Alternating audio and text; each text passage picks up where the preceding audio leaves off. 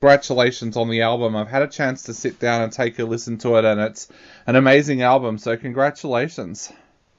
Thank you so much. I really appreciate that. So, mate, tell us a little bit about this album. What kind of things were you guys trying to achieve with this album? Did you have any goals in mind when you first sat down to work on it?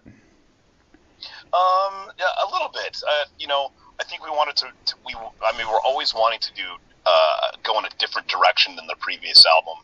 Our previous album was Quarantine Collaborations, and that album was a little bit, you know, as it is in the title. We've never done a collaborations album before, and so that was kind of like the focus of that, doing something different. And then Manifestations, through COVID, everybody was kind of like, in a bit of a dark place, and we really just wanted to kind of find a little bit of light and try to find out how that kind of relates to us as artists. And it's definitely a little bit more lyrically upbeat than our previous stuff. So that was kind of the main focus. And I will also say that I think for a lot of bands, after they put out a few albums, they tend to get lighter. But in our case, albums just seem to be getting heavier. So I think this is probably the heaviest album that we've ever put out. Was that something that you wanted to achieve with this album, or did it just kind of happen organically as you were working on it? I think it did happen organically, and it usually does happen organically. But at the same time, I feel like the stuff that we've been listening to kind of organically kind of just was like, this is what we feel. This is what we feel we want to do, So it just came out in the writing. One of the things I loved about this album was, as you just said, it's such a positive album. If you listen to tracks like From the Fire in You and Standing My Ground, they have such a positive message in them. Was that something you were aware of when you were writing those tracks? I would definitely say that I personally was aware of it, mostly because of the fact that that's the way I was feeling. Yeah. I was feeling like I just want to find a little bit of light in the darkness. Because I feel like as I said, through COVID, I think we've all been just kind of in this dark place. And so it's been nice to just kind of just look at the positive side of things, because there's always a positive to every negative, and we wanted to just focus on the positive. I think a lot of people here are really resonating with those songs because COVID was particularly bad for those of us that lived here in Melbourne, because we had 300 days of lockdown over 2 years. So a lot of people have kind of seen this as a new awakening. So having this album coming out at this time, I think it's speaking to a lot of people here. Have you had a lot of people reach out to you and say that the tracks have really inspired them, or they're speaking to them at the moment? Absolutely. The response has been greater than what we could have ever, really hoped for. Especially because, as a band, when you're changing your sound ever so slightly, it's a little bit scary, because people could be like, I don't get what you guys are doing. You guys don't sound like you anymore. And that was what we hoped wouldn't happen, and it didn't happen. It really resonated with people lyrically and musically, and so. We couldn't be happier as a band with the fact that we've gone in a bit of a different direction, and it seems to be resonating with a lot of people.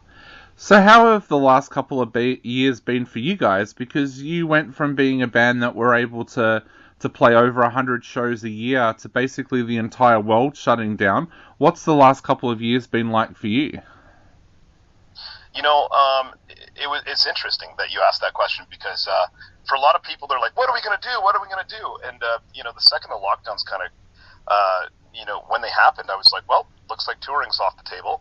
And I decided I've been wanting to really start my record label, Rock Shop Records, and really kind of start pushing it and signing other artists. And I was like, this is the time. I just know it. And we were lucky enough, me and my guitar player, Ryan, we said, yeah, let's do it. Now is the time. And we started our record label, and we started helping other bands develop, like Two Shadows, Late Night Savior.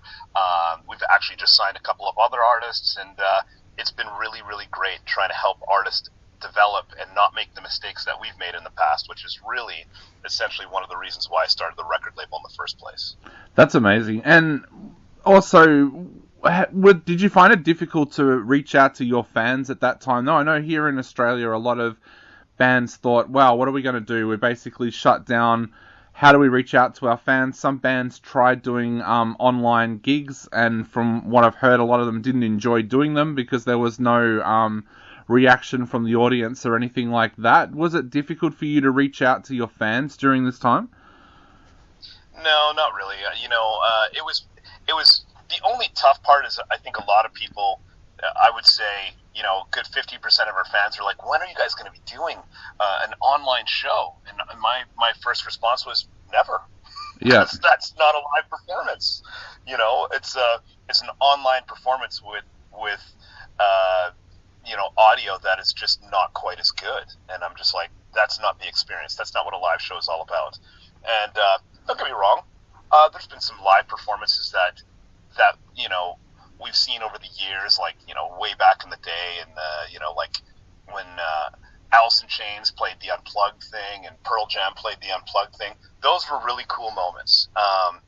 But it takes a lot of time and some of the best people in the world and a lot of money invested into trying to make those performances sound the way that they do.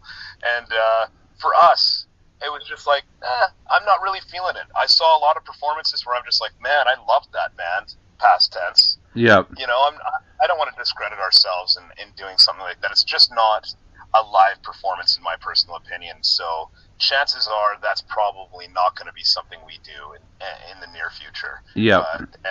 And we never did over COVID. So talking about live performances, you guys have just finished up the Rock Shop Records Spring Tour. How did that go, and what was it like being able to get back out there and play in front of an audience again? I mean, it was fantastic. It felt so good to just go and connect with people in real life, and that's what a live performance is connecting with people in real life. And, there's just something that you just can never, ever replace the human connection. And I think that's where the disconnect is when you think about just social media in general. There's always a bit of a disconnect. People think that they really know you until they actually come out and see you and meet you in real life and go, wow, there's a bit of a misconception of what they had in their own mind of who you really were from a social media standpoint versus a real standpoint. And what was it like touring with bands that you're basically mentoring and that are on your label? Did that change the vibe a little bit of the tour for you? It did, in the most positive way possible. It was like going out on tour, not meeting a bunch of bands where you go, oh man, are we going to like these guys? Because we already liked these guys. So it just felt like we were out on tour with some of our best friends. And I'll tell you, the one thing I will also say about that is it was just one big party for the last 2 months. Yeah. I definitely don't need to drink for a while because there was way too much drinking. It got way out of control. We didn't get arrested or anything this time, so that's good. But no, we had a really good time. It was great to go out with Late Night Savior and Two Shadows. It was, I couldn't be happier. I think I want to get that on a t-shirt. We didn't get arrested. That would be a great t-shirt to have. Absolutely. And what was it like performing these new tracks live as well? Like, were they well received by the audiences? Oh, absolutely. I think that, with some of the stuff that we've had in the past, some of it was a bit more down-tempo, but this record is a little bit more up-tempo for us and a little bit more driving, and the songs translated so well live. It was nice to have a very upbeat live set, probably the most upbeat live set that we've ever had in our careers. So, translated great. So, where to now for you guys for the rest of this year? Do you look to get out there and do more shows? Do you start working on new music? We actually had a few songs in the can that were kind of half done before we even hit the road, and so we're probably going to go back into the studio and finish up those songs. And I think the real goal is to start playing in some other parts of the world. We'd love to get over to Australia. I mean, my mom and dad are actually from Australia. They're actually from Perth, Australia, and I still have never been over there to play. So we would love to be able to get over there. We'd also like to focus a little bit of our efforts on trying to play over in Europe. I think that's kind of the next goal for this band. We always want to be pushing forward and try new things, and I think that that's going to be on the schedule once we finish up some new songs in the studio, trying to focus on playing in other parts of the world. That was actually going to be part of my next question. From The Fire in You has been so well received, I know from our listeners on our station, but also from other stations as well. Has that kind of widened your attraction to Australia because you've noticed now that there's people here that are really noticing you guys and are falling in love with your music? I've always noticed that the kind of music, it seems, I don't know, correct me if I'm wrong, but it seems like there is a very good following from Australia for the kind of music that we play, and maybe because we've refined our sound ever so slightly that it's starting to resonate more, which is making us definitely want to get over there and play. But for me, from a personal level, Australia has always been one of the places that my family's from there. I've just wanted to go there and play there because I want to spend some time over there. It's just such a beautiful place, and I would really like to go and experience it, preferably in a place where I can actually go play. Because let's be honest, I'd way rather have my work pay for the trip, than me have to pay personally.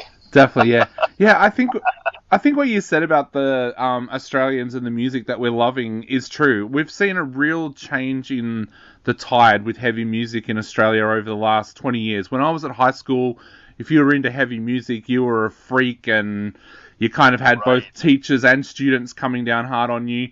These days, you drive past a high school, and all the kids are wearing heavy bands t-shirts. It's like this huge transformation's happened, and heavy music is by far now the most popular genre of music here in Australia.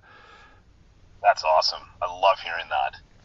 Well, mate, I know we are running out of time very, very quickly, so I guess to wrap up, what would you like to say to all of the Aussies listening at the moment that have fallen in love with the album or are about to fall in love with the album? I guess first and foremost, I just want to say thanks so much to the people that are falling in love with the album and discovering us for the first time. Keep streaming, keep hitting us up on social media. Let's try and make this happen so that we can get over there and play for you guys in real life.